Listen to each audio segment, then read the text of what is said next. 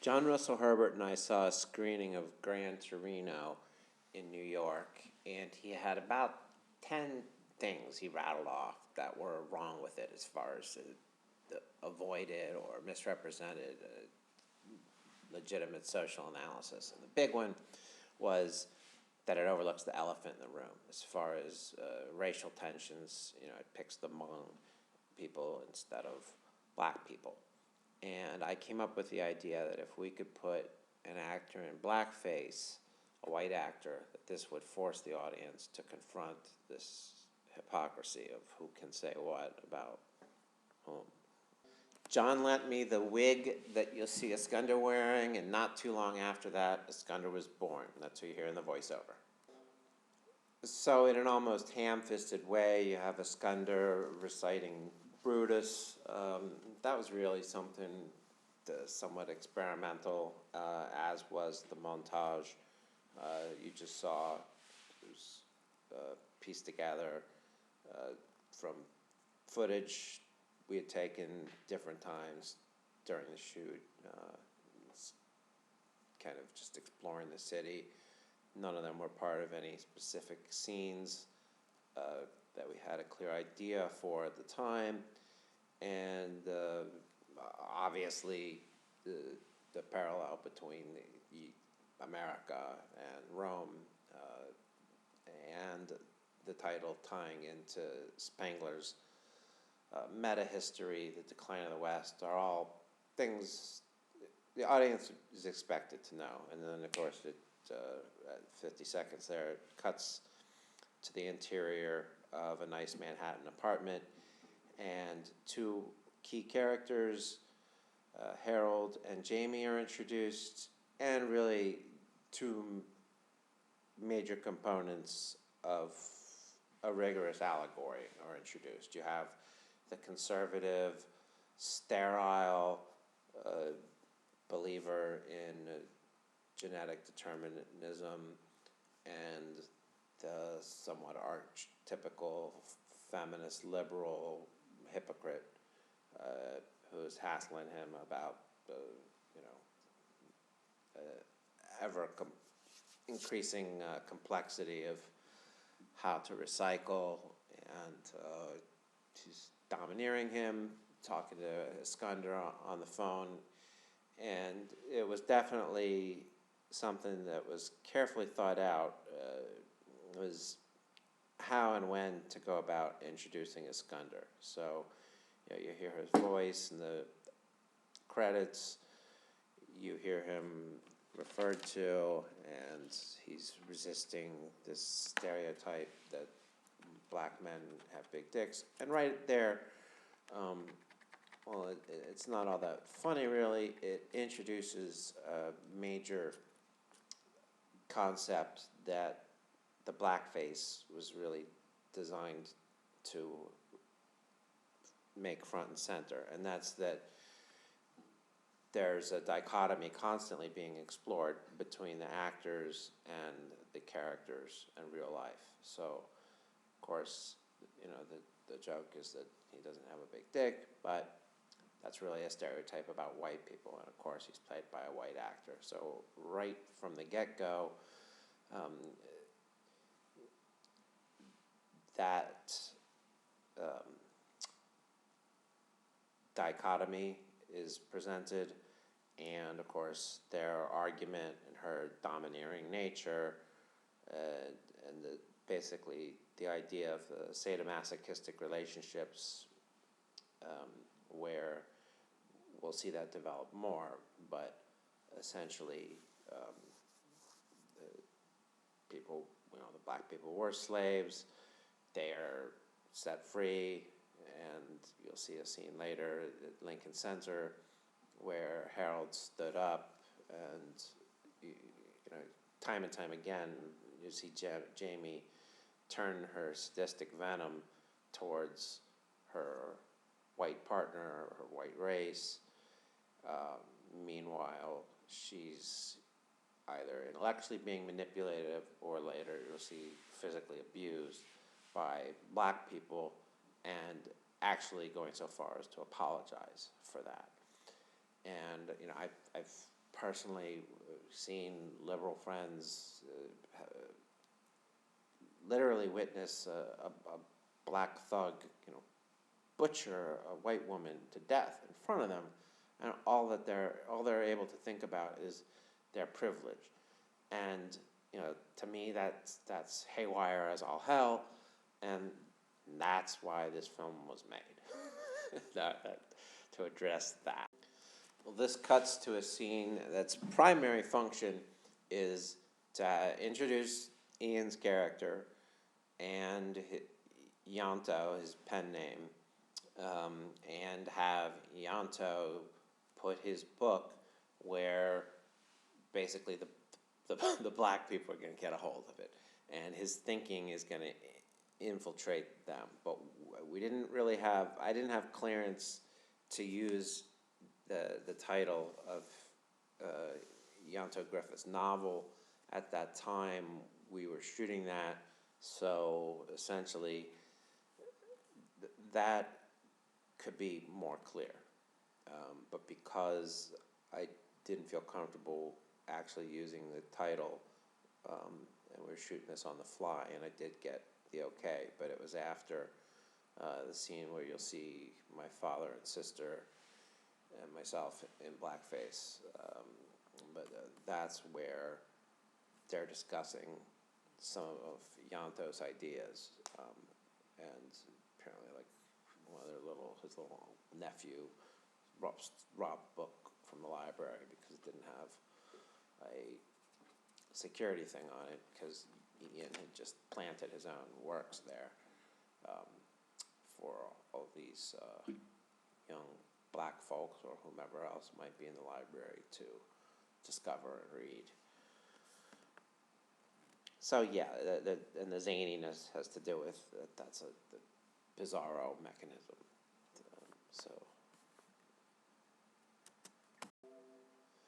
This scene was shot in the Midnight Club on Houston Street, which is like a 12-step club, though it pretty much just had AA meetings, at least then.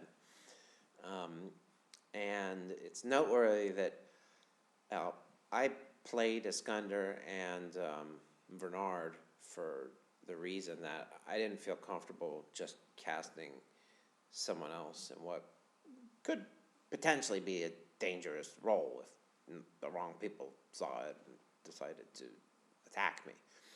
And I extended that idea with the casting, was entirely limited to people I know. So most of these people or friends of mine, most of them I think I probably met at midnight or somewhere scrounging around Manhattan. And of course, this just shows the dysfunctional nature of unions. You have people pro-union shopping at Walmart.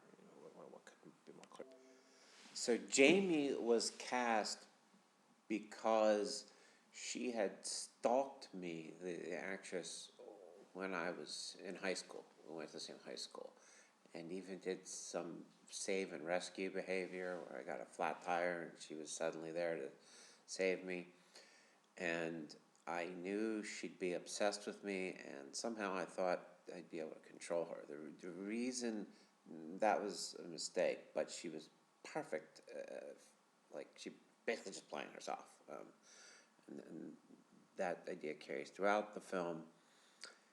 And that's all stuff from her apartment, which we had to make the classroom into because she spent 9 hours locked in her bathroom, sulking and showering, but sulking in despair and self-loathing.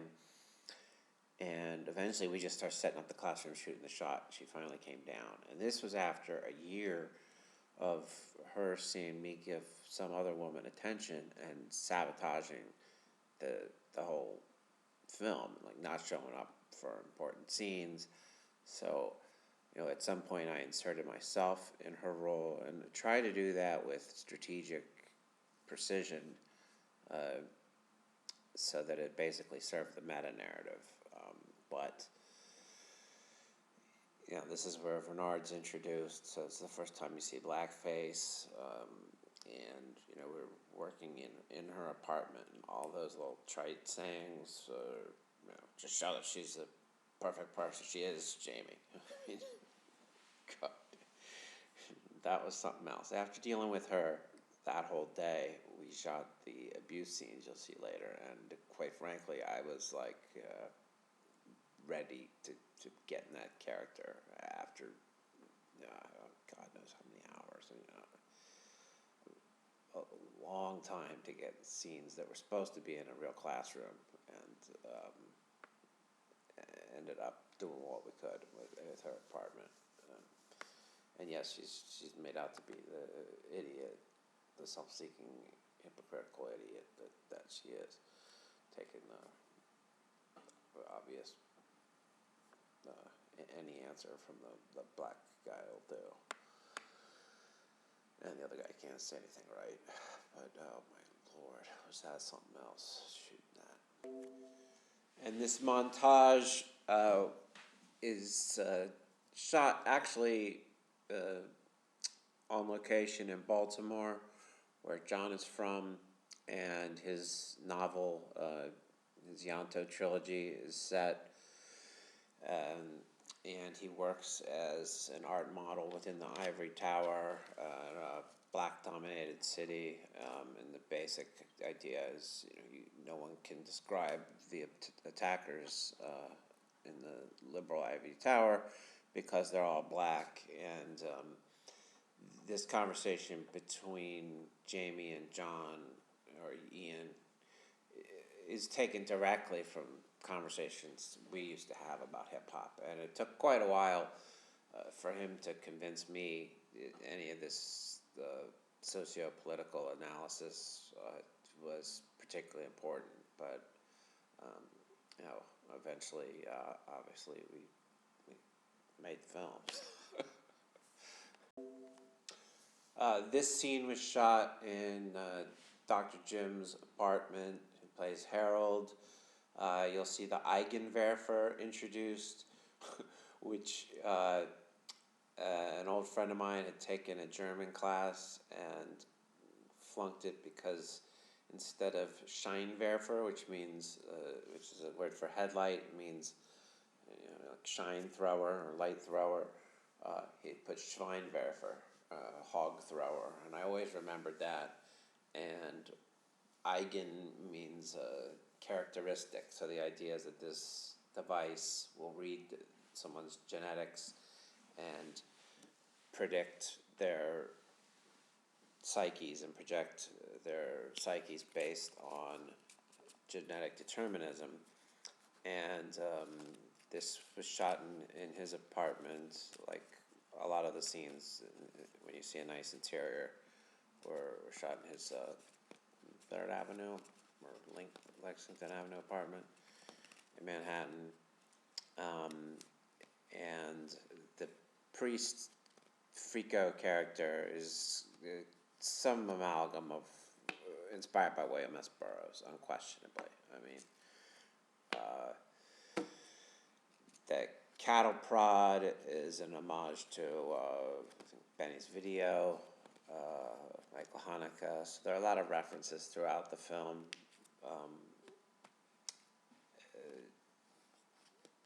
And essentially, why this was a Jesuit institution, I really couldn't tell you, other than that my first novel was set at Georgetown University, in parts. A lot of things like that had no particular meaning or particular reason at the time. A lot of the times where you see a certain cinematographic technique, that there's some shots that look like Lars von Trier, where he'll cut around the subject in the middle of the line, and quite frankly, that's almost always done. There are other shots, I think, in this scene where there's some repetition or jerkiness that looks like Jean-Luc Godard, shots in Breathless. And basically, all of that had to do with my character didn't have the lines memorized and was learning them and had to basically reset the camera. I don't think there was even a cameraman at this shoot.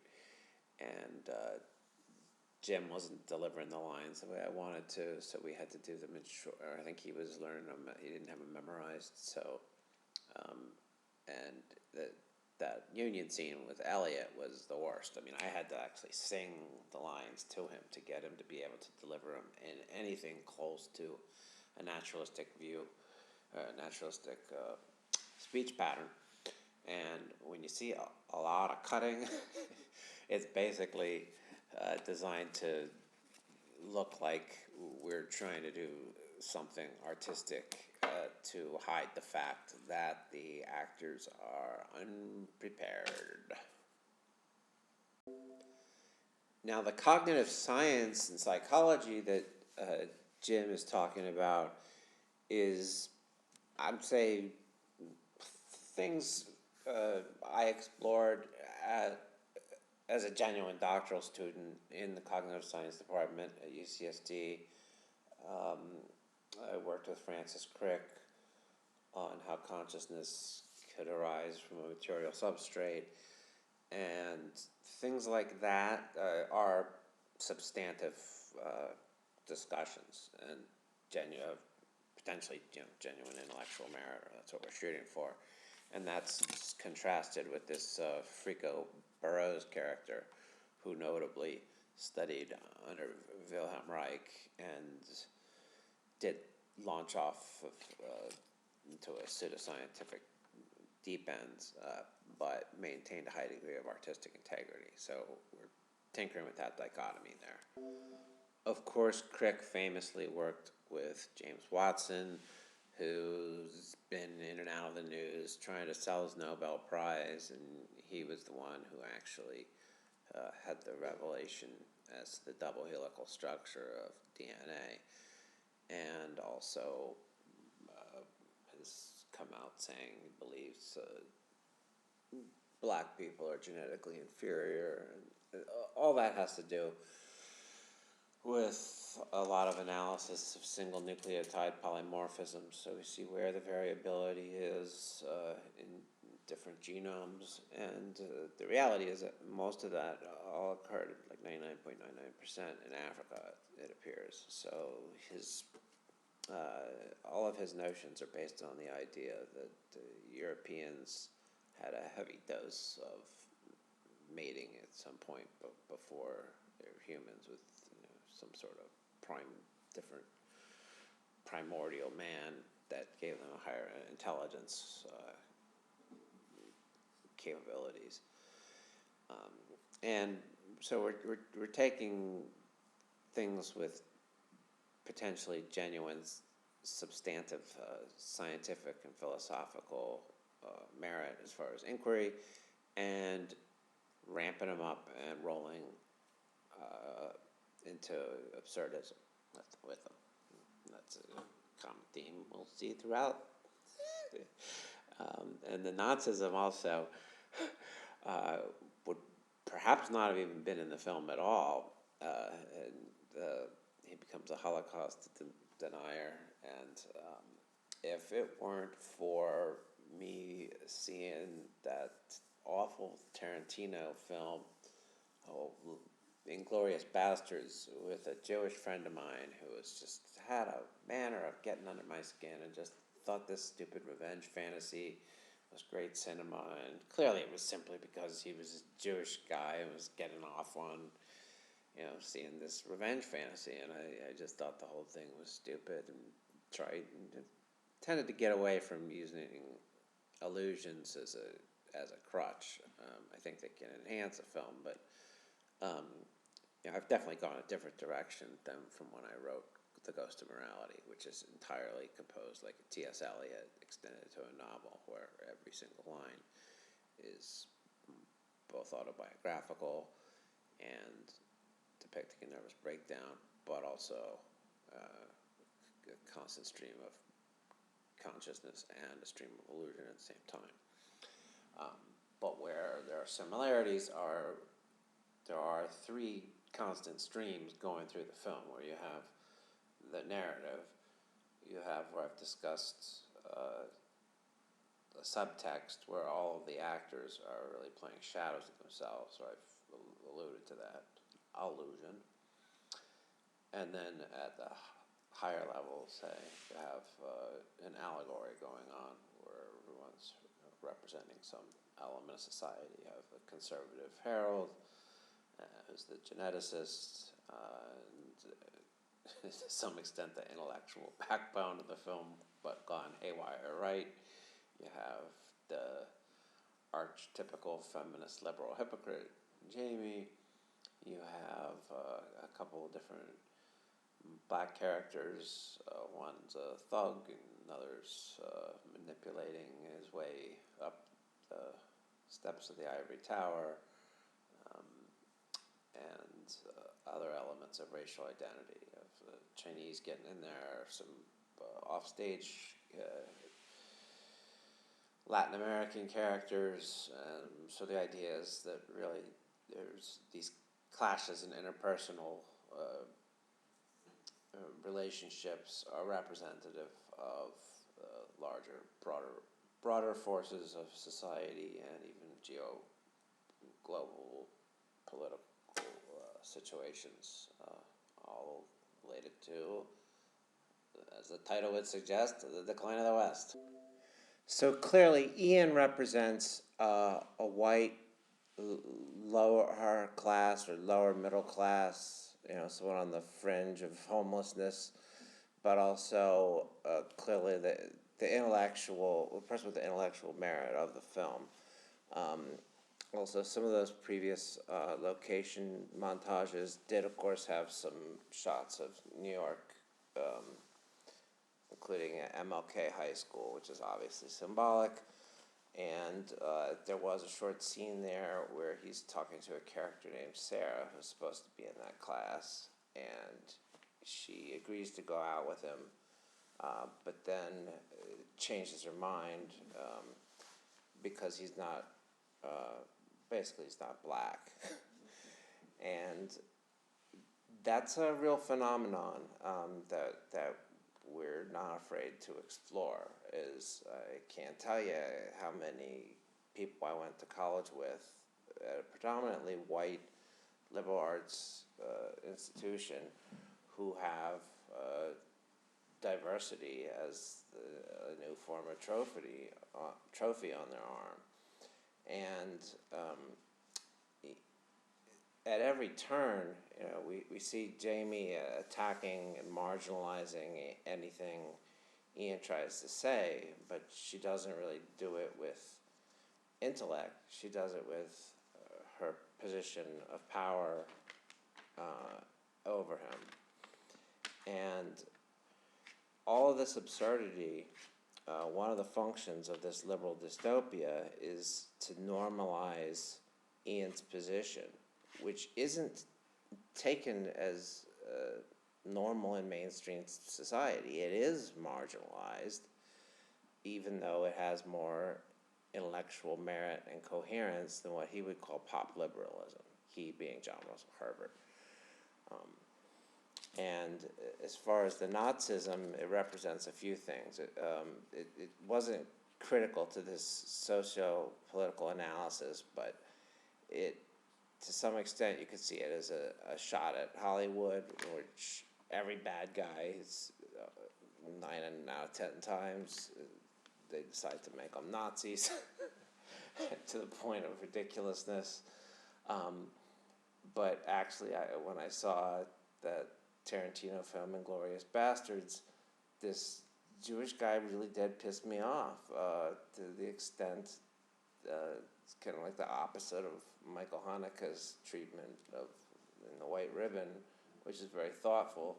I mean, it was a stupid revenge fantasy, and something about the guy just got under my skin, and I wanted all of the actors and players to pour themselves into the film, so you could look at that as my fault a character defect of my reaction to an insane Jewish zealot whom pissed me off, and I was, to be honest to the film, I wrote that whole thread into it because this guy pissed me off, and he's part of the liberal dystopia that I saw all around me in New York, and it's very pervasive, not just with Jewish people. It's, when I go to the theater, I hear liberals talking behind me one of them's genuinely upset about the treatment of Mozart, that he was kind of just left to drift in poverty and die, but upset like in an emotional, immediate way, as if this just happened to his family member, not this is a historical event from hundreds of years ago, and these things just show an extreme disconnect between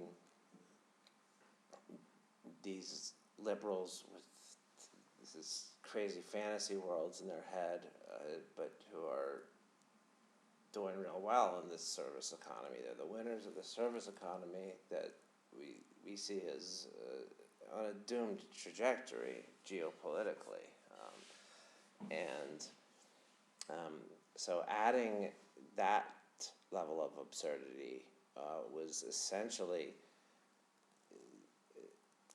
basically, I wanted to the audience to potentially think that was insane. That's how concerned I was about the rigor and accuracy of the primary allegory and political analysis. I think basically it's dead on. And like the book White Guilt gets into, that white liberals are enabling bad behavior and it's spiraled out of control. And, Ian's someone who's really pretty conservative about his critiques and thoughtful about his critiques.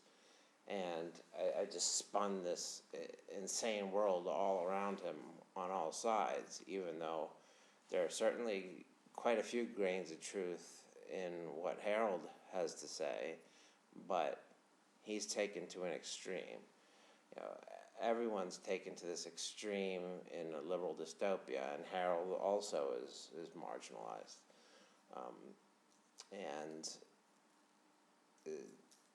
So the idea there was hopefully to make people consider Ian's positions relative to all this insanity that is really how we see society, as not able to think, and what John would call pop liberalism is all these ideas that don't have to coexist in one brain, that aren't coherent, but there's this mishmash of ideas that are systematically slammed together. But systematically, I mean they're trends that you're going to find commonly, among liberals, the same combination of ideas that's been conditioned, none of which have to be that way. And if you go to other societies, you might find left thinkers who have totally different combinations of ideas. But in America, you tend to have two pervasive patterns. I see it directly tied to the two-party system. Okay, so quickly commenting on a few scenes that happened when I was discussing something else. There was New York City in that montage with Baltimore, specifically MLK, which is of course symbolic, which is right next to LaGuardia High School, the famed school, and a brief scene where a student from the class, the Asian girl, is asked out and accepts, but later cancels because essentially she doesn't say it in exactly so many words, but Ian's white. and not black. And you also see a scene that really advances the plot, but shows some of the characters, but you know, they have sex, so it's possible that this sterile character, and this is a clear homage to Woody Allen's Hannah and Her Sisters and its brilliant ending, but it makes it possible for the baby to be white, that's going to come out of the rape scene with Bernard and Jamie. And also, this really happened, was, you know, some Stanford professor supposedly found Ebonics written on a typewriter and tried to make it into a whole language and teach classes in Ebonics. And so, you know, that I actually really explored the structure of the language, and that's all rigorously done as far as Scudder uses Ebonics linguistically correctly. As far as have been done, doing means something, and I don't really remember the details. But then we see the union meeting has a Scudder, and a lot of stuff has happened off stage, and that's that, you know, Ian is sick of dealing with Jamie and is talking to a Scudder, complaining about the class, and Scudder sees him as an avenue to get in touch with the union, and he's trying to get in bed with the union because he has a potential political career. So you could draw a parallel to New York politics, or even to Barack Obama, as a though Obama's got a lot more intelligence than some of these idiots in New York. But you do have all that going on. So then we see more Ebonics in the classroom, and Ian can't do it, but you know, Bernard doesn't really know what he's doing, but anything he says, she's gonna think is great. And then we cut to my father in blackface, and you know, these are basically Scudder's family. There's some jealousy, and that's taken from real life, you know. And most importantly, you see some of Scudder's thinking is that there are some salient points in Ian Yanto's work, and he's befriended Ian and accepts some of his intellectual ideas, but sees the black and green as dichotomous and not mutually exclusive. And this also showcases some Civil War era furniture that's now owned by this black family, while the whites are on decline, especially Ian. So you have those in the service economy holding on and playing the game, but those who want to call a spade, so to speak, are hanging on by a thread. So we're going to have the first of a sequence where each of the main characters has an Eigenwerfer vision, and all of them are a series of stills of either public domain images or works of art by John Russell Herbert, who's Ian. And Harold's is going to come first, since he's been working most closely with Ian. And the images are dominated by aestheticism, dainty romanticism.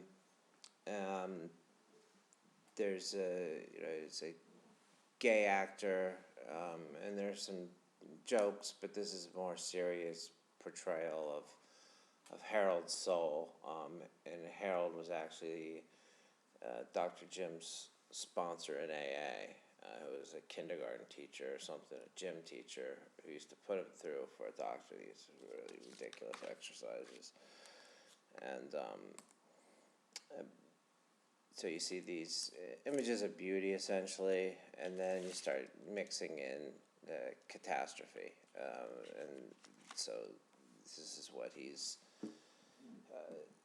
from the genetic determinism, we see, a movement from romanticism into nuclear holocausts, along with significant Christian imagery, and then you see some, I'd say, combinations of Christian imagery and potentially the nuclear holocaust type stuff, with the church turning orange and stuff like that. And so what we're seeing here is Bernard on the subway. He's molesting and cornering the Asian girl from the class, and this was interesting to shoot. We decided to shoot from Brooklyn Bridge because I knew that was the end of the 6th line, and this was done on Halloween because we were concerned about shooting outside in blackface.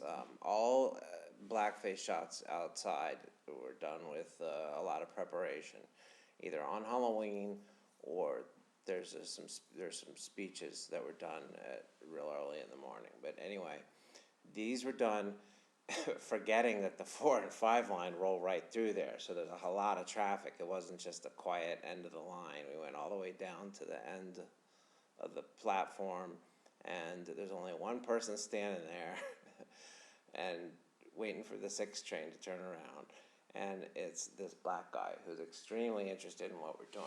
And I applied the makeup facing the tracks, and I really couldn't look at the camera without looking at the black guy, who seemed like he was kind of interested but angry. He was hostile. And it was a 3-man crew, including Bernadette, 3-person crew. And she stood in there, hung in there, and shot the scene where you see Bernard getting busted after he's on the subway. We shot that first, and that he's kind of looking away from the camera because we really didn't want to associate with this character. Then we got on the subway, and we lucked out and got a car where there was a lot of empty space. There were other cars, behind us that the other guy got in, and we could have been in a lot more crowded situation. And we saw potential for volatility. If something happens in a tight space like that, it could escalate, and you don't really know what's going to happen. So John shot that. I groped her, and then I lived right above the 6 Bleecker stop. I got out of there. The doorman actually happened to be away from his desk. I cruised out of the subway, and I don't think anyone actually saw me in blackface that whole time besides that one gentleman on the platform. But that's, there's an escalation of what Bernard's doing, and the result we're going to see is Bow Bridge being renamed after him. And that's the famous Lover's Bridge. And here we see that the allegory is also about power in New York City, and Harlem is an enclave of black power. All the avenues are suddenly renamed for Malcolm X, etc. And so the idea is that there's going to be a territorial expansion south into Central Park, and that these were originally their lands, though they were stolen from the Indians first. Scudder explains to Bernard that they see this as claiming back what's theirs, but essentially it's exploring at an allegorical level the idea that once something or group starts expanding its power base, it never just stops in history. It never just stops at equality. It tends to keep on going until perhaps the oppressor will become the oppressed, or the oppressed will become the oppressor, and that's really what this is suggesting. Is this road to hell for the white people is being paved by their own citizens. To contrast with what's going on there, you have nobody showing up for class but Ian, and he's been up all night, and he took a beating in a nice part of town and symbolic of this territorial expansion, the Upper West Side, by a black guy, though that might not be stated by him. He might not even say that. But that's intended to be implied. And, she basically is suggesting, she's certainly not sympathetic at all. And it's starting to represent the violence committed against whites, potentially by blacks, though it doesn't actually explicate that.